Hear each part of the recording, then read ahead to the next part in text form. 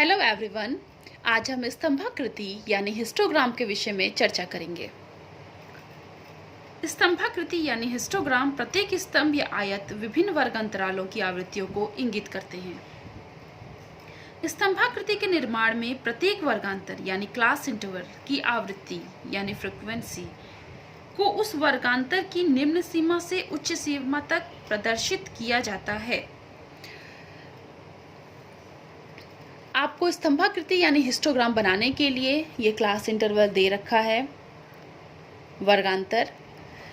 अब हमें यहाँ पे वर्गांतर की वास्तविक सीमाएं ज्ञात करनी है। वास्तविक सीमाएं ज्ञात करने के लिए आपको वास्तविक निम्न सीमा और वास्तविक उच्चतम सीमा ये ज्ञात करनी है। तो आप देख सकते हैं कि 10 की वास्तविक निम्न सीमा 9.5 होगी और 14 की वास्तविक उच्च सीमा 14.5 होगी। इसी प्रकार से अलग अलग वर्गांतर की, जैसे 15 की होगी निम्न सीमा 14.5 और 19 की होगी 19.5। इसी प्रकार से आप देख सकते हैं अलग अलग वर्गांतर की वास्तविक सीमाएं ज्ञात करनी है हमें। तो हमें यहाँ क्या करना है, ये जो 15 में से अगर 0.5 माइनस कर देंगे तो 14.5 आ जाएगा और उच्च सीमा निकालने के लिए इसमें 19 में 0.5 प्लस कर देंगे तो 19.5 आ जाएगा। इसी प्रकार से जैसे 20 का आप देख सकते हैं 19.5 और 24 का 24.5। इसी प्रकार से अलग अलग वर्गांतर की वास्तविक सीमाएं हम ज्ञात कर लेंगे। इसके पश्चात हमें आवृत्ति दे रखी है, तो हर वर्गांतर के सामने उसकी आवृत्ति दे रखी है। अब हमें इसी से हिस्टोग्राम की गणना करनी है। तो आइए देखते हैं किस प्रकार से हमें करनी है गणना। आप यहाँ पे देख सकते हैं ये जो हमारी वर्टिकल लाइन गई है ये y एक्सिस और ये हमारी हॉरिजॉन्टल लाइन जो है वो x एक्सिस। सबसे पहले हमें स्केल के थ्रू एक सीधी रेखा खींचनी है और एक क्षैतिज रेखा खींचनी है, हॉरिजॉन्टल लाइन खींचनी है और यहाँ पे x लिख देना है और यहाँ पे y लिख देना है और यहाँ पे जो ये बिंदु होता है वो 0 कहलाता है। इसी प्रकार से आवृत्ति 12 हाईएस्ट गया था आवृत्ति में, तो इसी प्रकार से हम 1 से लेके 12 तक यहाँ पे इंगित कर लेंगे, आवृत्तियों को लिख लेंगे।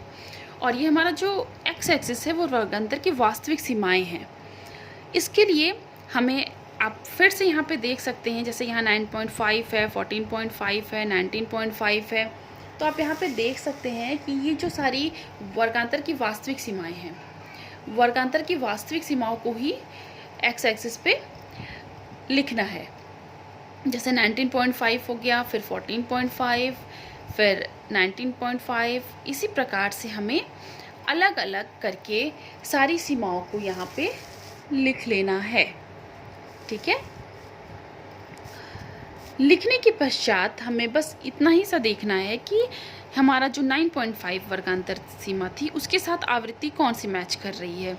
तो जैसा कि आप यहाँ पे देख सकते हैं कि इसके साथ जो हमारी आवृत्ति है वो 2 है। तो आप अब यहाँ पे देखिए 9.5 के साथ आपको बस ये करना है, आपको पेंसिल का इस्तेमाल करना है ग्राफ बनाने के लिए। 9.5 में इसकी जस्ट सीध में जाना है और यहाँ से देखना है कि जो 2 पे आ रहा है वहाँ पे एक पॉइंट लगा दीजिए। आप पहले इतना कर लीजिए। उसके बाद 14.5 में आप देखेंगे तो 14.5 में आपको 5 दिख रहा है, तो यहाँ पे 5 है, तो यहाँ पे आपने एक पॉइंट कर लिया। 19.5 में 7 पे है, तो इस सीधी रेखा में जब सीधे जा रहे हैं तो ये 7 पे पॉइंट कर लिया।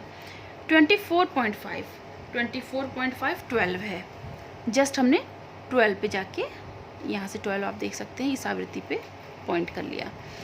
इसके बाद 29.5 एक्चुअली 24.5 से लेकर के 29.5 ये आवृत्ति आप देख सकते हैं 12 है। तो यहाँ पे हमें हिस्टोग्राम की गणना करनी है चूँकि,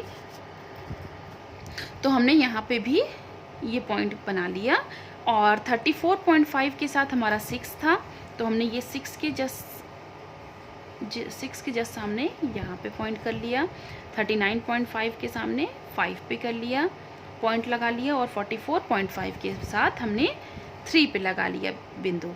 इसके पश्चात हमें बस अपने स्केल के थ्रू इन सब जो जहाँ पॉइंट लगाया था उसको हमने स्केल से एक लाइन जैसी खींच लेनी है। क्योंकि ये हिस्टोग्राम है, स्तंभाकृति का निर्माण करना है, दंडाकृति का निर्माण करना है, इसीलिए हमने इन स्केल से माध्यम से इन सबको लाइनों को मिला लेना है।